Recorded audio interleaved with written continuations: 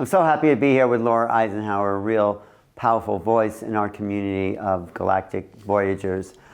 When did it begin? When did you realize, Laura, that the world was not what we thought it was or taught to think? It started really early for me. I was processing so much at a young age. And yeah, you just have to follow what you're feeling, like investigate, because really we're digging into like the truth of all that we're made of. And I feel like the inner work really takes us there. Our galactic origins, what's going on with the programmings, what we're seeing in the news. It just all felt very engineered to me. So I had so many questions all the time growing up. And yeah, that was pretty much right off the bat. Right. When did you meet your first ET, or aware of the ETs? Pretty early on. I felt the presence of my great-grandfather Eisenhower and the galactic connection that him and I have, which I later found out was connected to his administration, that I was a part of the galactic teams that helped to advise his administration, and that I came in as an agreement to help humanity awaken to what he warned us about in his final speech about the military-industrial complex.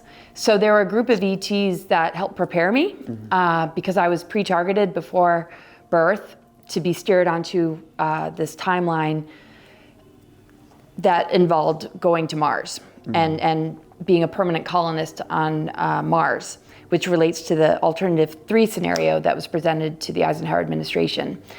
When he was briefed about a descendant coming in that would come in from the Guardian teams, they intercepted that information and then targeted me with Looking Glass Technologies. And so I was being assisted at a very young age to be able to navigate the craziness of this targeting and also to stay grounded in the mission of staying on Earth and not going off planet and not going along with that particular agenda. But is there a moment when you met your first ET? You had like a face-to-face, or is it more like... It was kind of like in a dream state. And it definitely, I was like that kid that had imaginary friends. I was like always like out of my body. I was a major astral traveler. And I learned later that I was really not in my body most of my childhood. And I was off in the multi-dimensions. They said I was clearing inorganic entities from wormholes and stargates. And I was like, whoa, okay.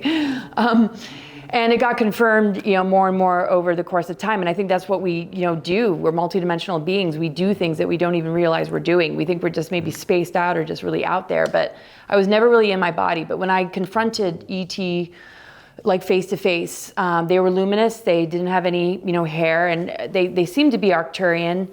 They were connected to Venus. They weren't the Venusians like Val Thor, but I was connected also. And that's another story about Val. What did they want? They had me look through these viewfinders at timelines and what timeline possibilities were in front of us, and to be very strong and grounded in my mission to be on Earth and to not let anybody take me no matter what. And so I was sitting like in this really beautiful other dimensional like landscape with like pink sand and like crystalline ocean water. And these 3 luminous beings were around me and had me look through this viewfinder. And they wanted me to solidify the choice to stay here. And then later on, when I was recruited to go to Mars, I reflected upon that and just felt, the intuitive guidance to know what to do. And it was really strong in saying no to being a part of that. What's happening on Mars? Well, the alternative 3 scenario was to take a certain number of humans to be permanent colonists, but there's a lot of activity going on Mars. Since Maldek exploded, it compromised and pretty much destroyed the surface planet. Same with Venus. And there's ancient cities and ruins there that they've refurbished and made into Mars colonies. There's also Mars Defense Force that's there, and an occupation of a lot of secret space programs in these areas. What's the purpose of humans being on Mars?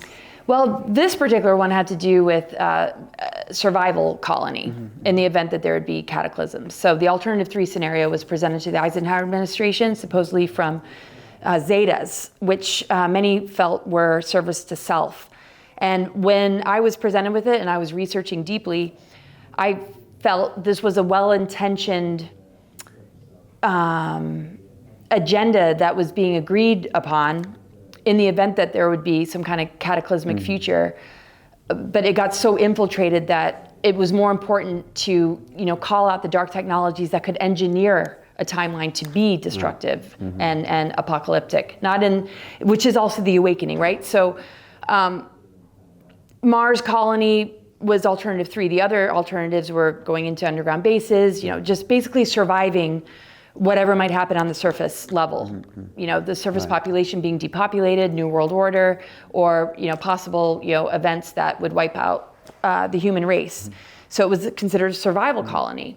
But the infiltration part of it was that humans are still being kept from true disclosure. They're not knowing who they're voting for. They're being kept in the dark. So my mission was to stay here and expose as much of the dark technologies and the engineered timelines and go into the ancient history and galactic history of what's taken place and the dark technologies that have been installed in the planetary grid network, how it's impacted our DNA, so that, in the event that these cataclysms would happen, we would not be on that trajectory, which requires our energy to be siphoned and harvested for it to even happen. So have we passed a turning point? I mean, the ETs seem to be coming. What's going on? We have, hit a turning point. I mean, the thing is, if we're unconscious, if we're on autopilot, if we're just socially engineered and indoctrinated, it's going to be very easy for the geoengineering, the weather weapons, and the psyops and false flags to continue. When we awaken, we begin to override those dark technologies and dismantle those dark technologies, and we can begin to see through the engineered events and realize that it requires our consent and our participation for it to even work.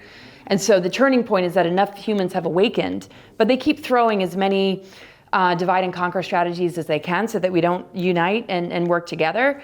And there's a lot of narratives that are being steered that are taking people off on different tangents that are definitely draining people or causing conflict. But this is their final death throes, and they might be able to feed upon that temporarily, but those are going to crumble, and then the choice is to be made with each and every human. Are you going to come together in unity and higher integrity and begin to do the rehabilitation and repair work, or are you going to be in the negative ego and get ensnarled in these games to the point where you might have to be corrected or face so what's the best way to stay focused on tracks in the light, or whatever you want to call it, to move through the best scenario? Well, they really leverage trauma and wounds. So psyops and false flags are to drop our energy into crisis, into panic, into survival. That's what keeps us on a negative trajectory or on an artificial timeline. If we don't process through that in a mature way, when we start to see the division of the political and just the confusion of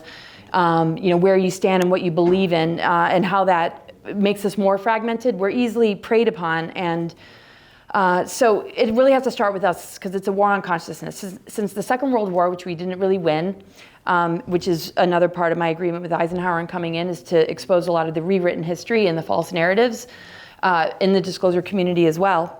Because there was an unconditional surrender agreement in 1952 under Truman, which we surrendered to the Nazis, is we have to win the war on consciousness within ourselves. We have to realize the game's being played. So in the face of whatever's coming at us from outside of us, that we can pull the experts together, the experiencers, the contactees, and lay it all out on the table, and not just have it come from, the government or this particular group. There's too many of us walking amongst humanity that have stories, that have experiences, that have had QHHE sessions, that are the living library that need to be heard, so that any narrative being steered as far as what that means for us will protect us from the problem, reaction, solution game, where there might be a negative event with a positive coming in to swoop in and give us the solution, because we're in a panic state. We have to be very careful of the false disclosure timeline. So so the negative ETs are working with the Nazis but are still kind of overshadowing our freedom of thinking. How do we stand up and declare our sovereignty? Well, the ICC Nazi-Draco alliance, that's what we surrendered to in 1952. Fortunately, Eisenhower not only gave us a warning, he set up the White Hats, the Earth Alliance, and Ike's Force to begin to steer super soldiers and Dark Fleet into a more positive trajectory. So we have that on our side, but they're not going to come and save the day. We as a population have to dismantle the weaponry of media, indoctrination, mind control, and really pull our resources together to protect future generations and star seeds, not medicate them, not confuse them with their gender, and like stop with the targeting, stop with the infiltration, stop with the, because every single soul carries a very, very specific and unique mission. And it's not about the governments, it's about the people rising, and the governments have to be in service to that. So what can each of us do? Like be advocates for our children, be advocates for the inner voice and the inner calling that you know, we as a community, that we come together to support with one another. That's why we come up on stage and people listen to us. We all have our stories. We all have a piece of the puzzle.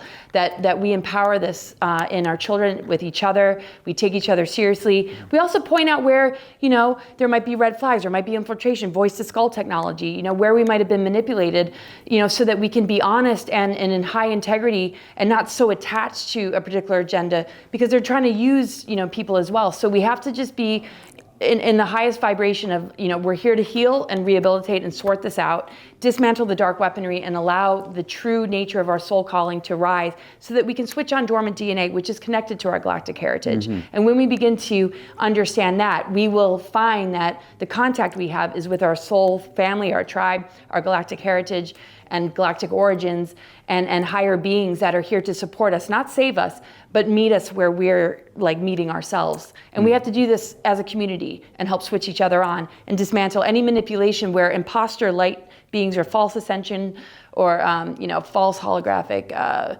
channeling. You know, we just have to just be as real as we can and as humble as we can, so that we can stay on track. Right. Are you always in touch with some higher beings? Do you feel like they're the good ones working through you, or are you just kind of accessing it when you need it?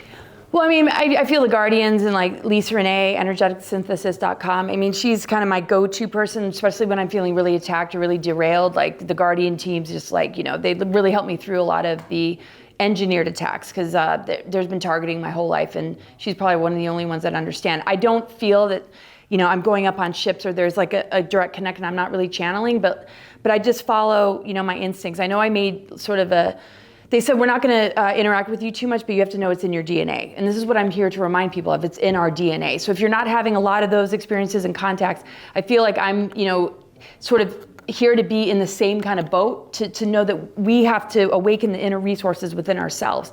And some will have contact experiences that are very, very important to be that bridge. We all have different callings. There's no one that's greater or better.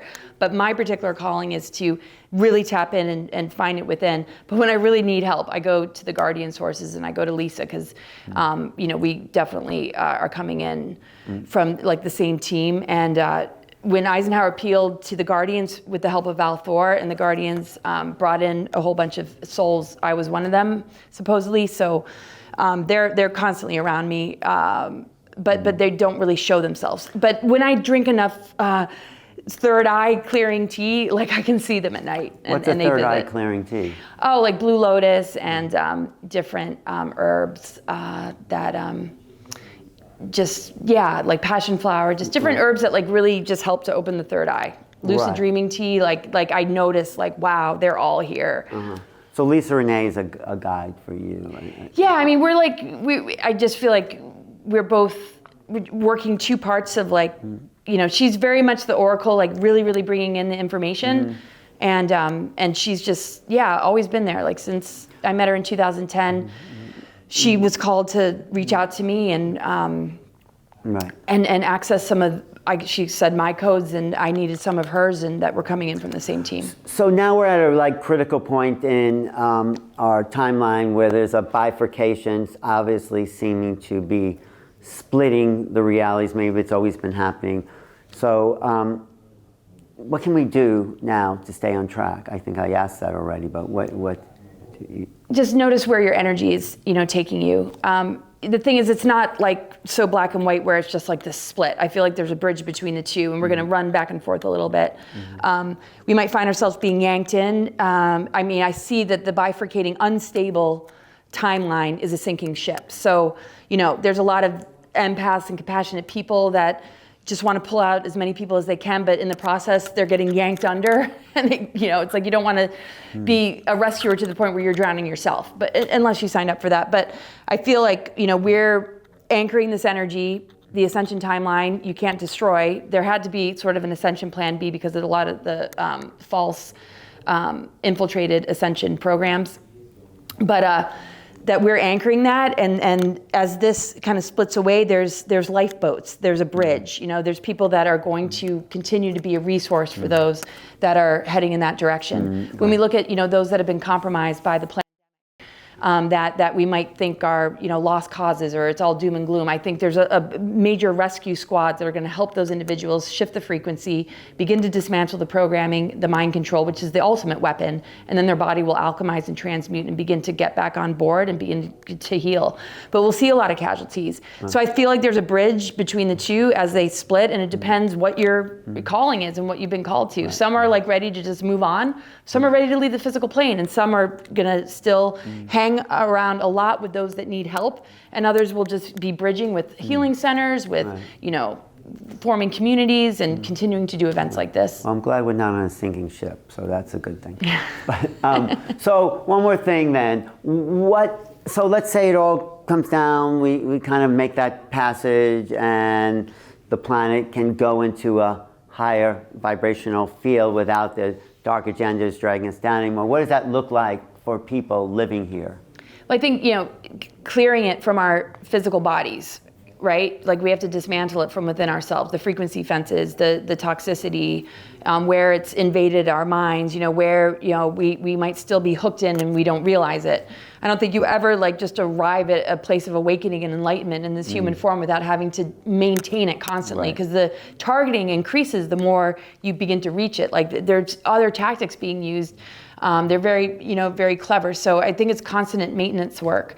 And I think, I feel that this timeline, what it looks like is just a lot of rehabilitation, it depends. Some might leave the physical to just jump into a higher category Earth that is way more evolved. They've done their work, they've maybe completed an agreement and they're ready to go. Some might go off and enter like the Mayans and disappear off into the light, or be so highly advanced in their spiritual energies that they might just go into Middle Earth or subterranean civilizations that are highly advanced. Some might be taken off in ships. But on an Earth level, you'll find that there'll be ascending hubs and descending hubs. The descending hubs would be more like their attempt to do the 15-minute cities and really enact the New World Order. And I think that is going to be far less than what they were hoping for, and you'll see the ascending hubs where all that's being dismantled, the stargates are clear, and the energy is shifting and changing. The exposure of the Hollywood players that have played on the dark side are coming up to the surface. We're seeing so much coming up to the surface that literally the swamps are being drained everywhere. So I feel like the descending hubs are being cleared, but there's still some that are like the guinea pig areas that they'll try and enact this, but the rest of the world will see and they won't allow it to hit their area, and more people will be advocates and standing up and refusing this. And with this new administration, less censorship, more free speech, so the word's really going to get out there and the resources for healing are going to be out there. Well, what is disclosure? Look, government disclosure, yes, where you're being visited, publicly, do you see that happening? How does that take place? I think the negatives have to run their course and play out. And I think as they do, they will be easily dismantled or there are too many detectives and people that are on top of it. They understand blue beam technology, holographic technology. They understand how the game is being played. So I think that has to run its course. The negative AI and just all this, and I feel like it's on its last legs and it has run its course. And now we're going to see a shift.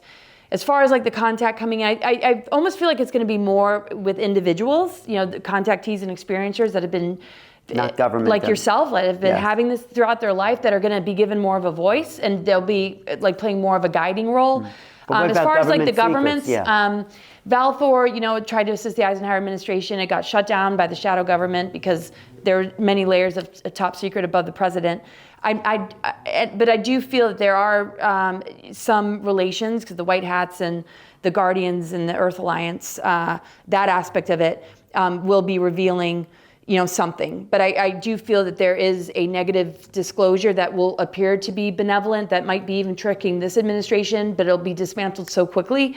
But they really have to make sure that they're looking to the groups and communities that have been talking about disclosure-related topics for decades, like Portal to Ascension, to get the bigger picture. Because a lot of well-intentioned people throughout history have been duped. And as well-intentioned as a lot of people in this administration might be, you know, we just need to make sure that there's plenty of voices out there to have these healthy debates with a lot of mutual love and respect for everybody's information, no matter how different it is. Let's lay it out on the table. This administration has to allow that. Will ETs, physical ETs, ever be a part of our world with humans? They already are. I mean, there are a lot of ETs that have taken on human bodies that are having a really hard time functioning in the human body, and I think we know a lot of them, and it could be us as well. I won't say anything. But yes, I feel like they're going to be coming out of the woodworks. I feel like the shift in vibration on the planet is not going to be such a heavy density that higher beings won't have to be like underground so much. But if, you know, something does happen to the surface population, there's always going to be, you know, the energy flow and the synchronicities and the things that will guide us to where we need to be, depending on how much we want to continue to interact with it. But I do see that the surface population is shifting for the better, and more positive beings, even hybrids, and some of these programs that have, you know, allowed for the healing of humans that have gone down a trajectory in future timelines that are ready to come in and interact to help to advance civilization, so that all will benefit instead of just the 1% or the elitists and the Illuminati. Yeah, their days are done. And with that, you know, I think it's choose your own adventure and frequency, and not everybody's going to experience it the same as we unfold into this next year. Will we meet ETs in their ET body, non-human bodies? I think there's going to be like a bridging, you know, between the two until the integration process is complete, and it's not going to happen overnight. It's going to take a while. When do you think that will be? 2030, 2035. It's my guesstimate, but. And what will that look like then? I really feel that's like when the final sort of like the crumbling and just like the dismantling of it all, and so many willing to rehabilitate, you know, the casualties and those that aren't making it, you know, and the deep state players that have been called out, you know, and this rebuilding and this, the cleaner, you know, environment, the purification of the elementals within ourselves and on the earth, you know, will open the doorways to these higher dimensional beings. And that's a process that we're currently in, and we're on the right trajectory for that. Beautiful. You have any final words of wisdom or clarity to just? Well, just know that you're the more advanced technology. No dark weaponry has any power over you. It requires you to be in fear and a low vibration of hatred and toxicity for it to even work. It has nothing on you. So just keep, you know, in every moment that you feel like you're being pulled down, just invite yourself to come back up, bring in the unconditional love. Look at the wisdom, you know, turn your pain into purpose, and realize that whatever struggle or whatever conflict or whatever adversity or disease you're going through, that is a part of your mission to overcome and override, and then you will help others. And it'll have a ripple effect, and that's how you can live your purpose. And that's what we're all here to do together.